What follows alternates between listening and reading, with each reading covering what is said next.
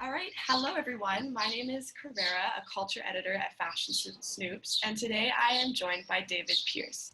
David is the theorist behind the Hedonistic Imperative argument and co-founder of the World Transhumanist Association, now known as Humanity Plus, Inc. Thank you so much, David, for speaking with us today in connection with our EDGE sentiment. Thank you, Carrera. It's very good to be with you. Awesome. In this sentiment, we examine our innate drive to push ourselves beyond our limits into new phases of possibilities. With each passing year, we accomplish previously unimaginable physical feats. We sequence and edit our genomes, and our tools become ever more intelligent through AI and quantum computing. We are a culture obsessed with discovering and defying our own limitations. So David, much of your work on transhumanism seems to point to the next evolution of humanity as this merging of machine and man. Can you explain to us what transhumanism is and why we should look forward to this new phase of evolution?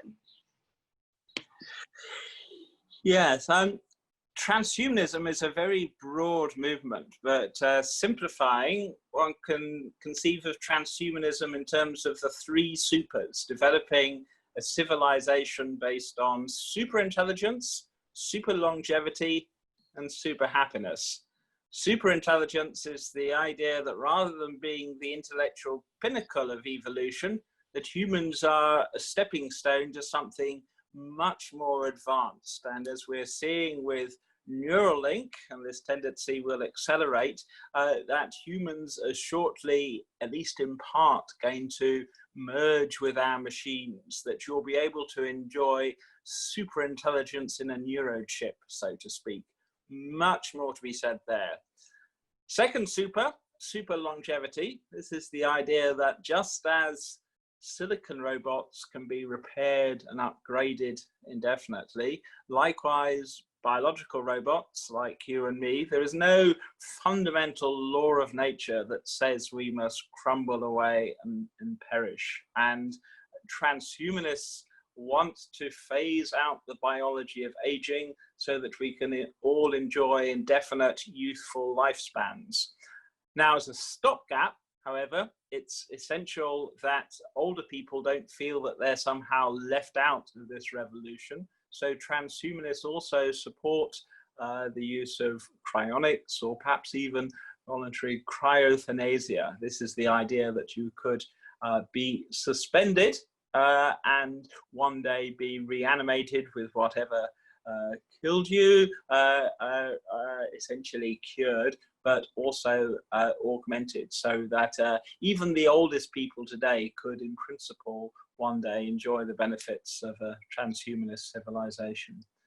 But the third super, and this is the main focus of my own work, is super happiness. This is the idea that it will be possible to phase out the biology of pain, suffering, and malaise throughout the living world, to reprogram the biosphere and to create a civilization based on gradients of intelligent bliss.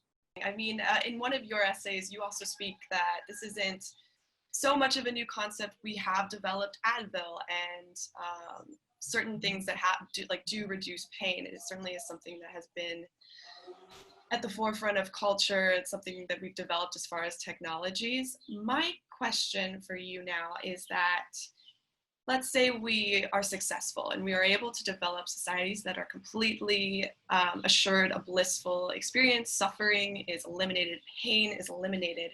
What then would happen to the creative process? I feel like there's this cultural myth that the struggling artist needs to have pain in order to create. And out of that, we have blues and we have post-war abstract painting and theater, and even comedians, I would jest and say they owe their life's work to a life of suffering. What do you think would happen to these art forms? What would art look like?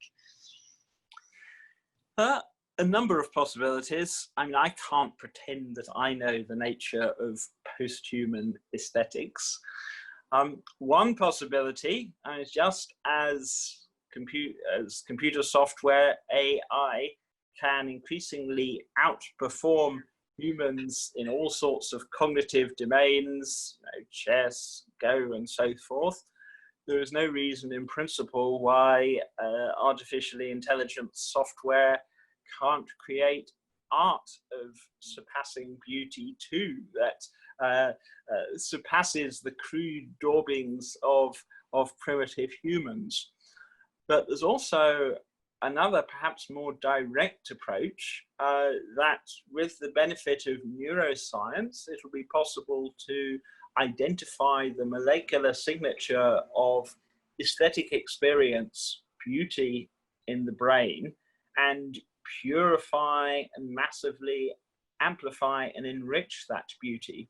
So it will be possible, at least in principle, for you to enjoy states of superhuman beauty every single day of your life. I mean, it could be uniform beauty, or it could be information sensitive gradients of beauty, the gradients allowing you to retain critical discernment.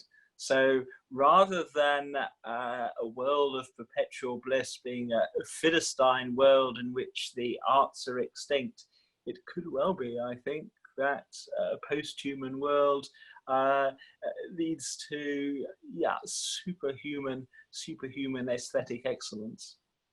David, thank you so much for speaking with us today. This certainly seems like a conversation on the edge of what is possible as far as physical performance, mental performance. So it's wonderful to get your opinion on where we might be in 100 years, in the next millennium, who knows, but certainly something to look forward to. I know I am. So yeah, I really want to thank you for joining us today and speaking to this sentiment.